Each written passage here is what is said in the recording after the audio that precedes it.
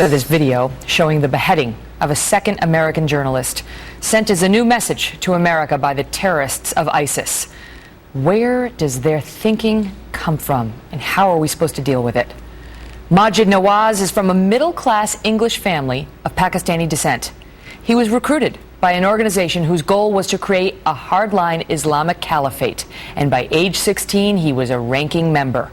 8 years later, he was trying to advance the cause inside Egypt when he was rounded up in a post-9/11 crackdown on Islamic extremists.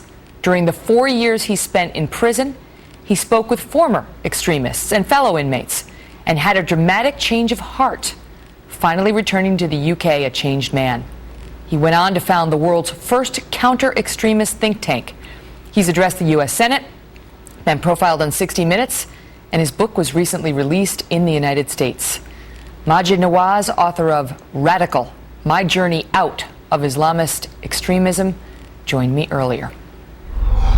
Maajid, thank you so much for being with us tonight. What an extraordinary story you have to tell. And I want to start with you on the news we had today about journalist Steven Sotloff being beheaded. And the first reaction many over here in the United States and around the world had was, these people who are doing this are psychopaths. You say it's more complicated than that. Yes, I mean, there's absolutely no justification for what they've done. We must not only condemn ISIS tactic of beheading innocent people, including journalists from across the world, and in particular in this case Sotloff today. But we must go further than that, because mere condemnation isn't enough. We've got to actively work to undermine not just them as an organization, but to undermine the ideology, the poisonous ideology that they are based upon. So there's no justification for that. However, I think that calling them psychopaths does kind of let them off too easily. They bear 100% responsibility for their actions. They've subscribed to an ideological dogma that they justify in their own minds what they're doing. They think somehow that they are serving a higher, noble cause. And it's that cause, it's that narrative, it's that ideological worldview that we need to undermine. We need to actively work to undermine it on a civil society level, so that it becomes as unattractive, as unappealing as Soviet communism has become today. And that's a long-term task, a struggle, a generational struggle that we have ahead of us. And it's what I've dedicated the rest of my life to doing. I understand a lot of these jihadists are well educated and actually come from decent families. They may have been ostracized, they may have been felt on the outs of society, but when you look at a video like the one we saw today, you can't help but look at the killer and think, how could he possibly have come from anything resembling humanity? Yes, I mean, of course, we've seen this before. We saw it with Nazism and Nazi Germany, and that phrase, the banality of evil.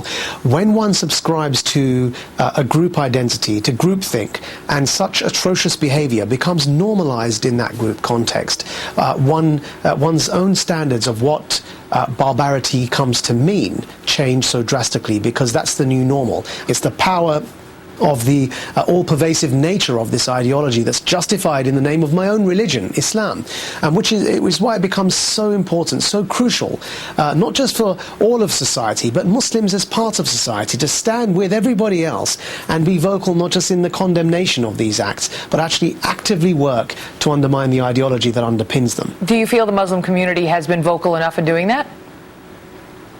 I think no one's been vocal enough. I mean, look, Muslims need to do more, but then so frankly does President Obama. I mean, I can't believe that the president of the most powerful country in the world has said he has no strategy to deal with ISIS in Syria. So Obama needs to do more.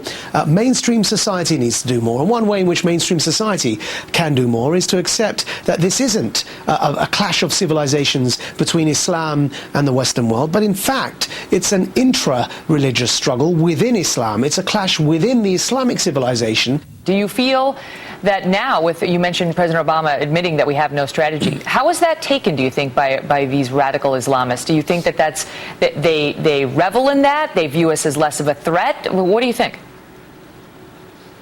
I think It's very significant for ISIS to be able to demonstrate lightning speed victories and the paralysis of the rest of the world when faced with their threat.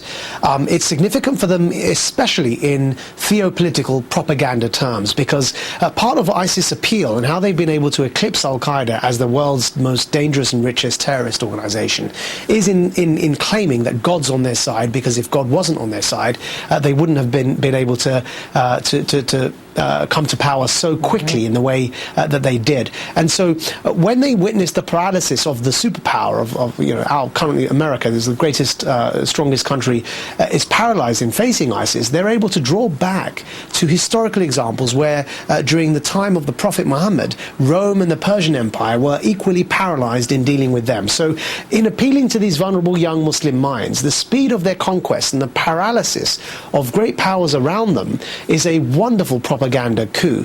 And in their ability to control territory and to hold on to it convinces these vulnerable young minds that indeed God is on their side. The one thing that will help convince them to the opposite is when we destroy ISIS, when we defeat ISIS, and that's what needs to be done both on an intellectual and civil society level as well as militarily. How about you? I mean, I look at somebody like you who was leading this radical Islamist extremist group for years. Then you went to prison for 4 years in a post 9/11 siege against radical Islam.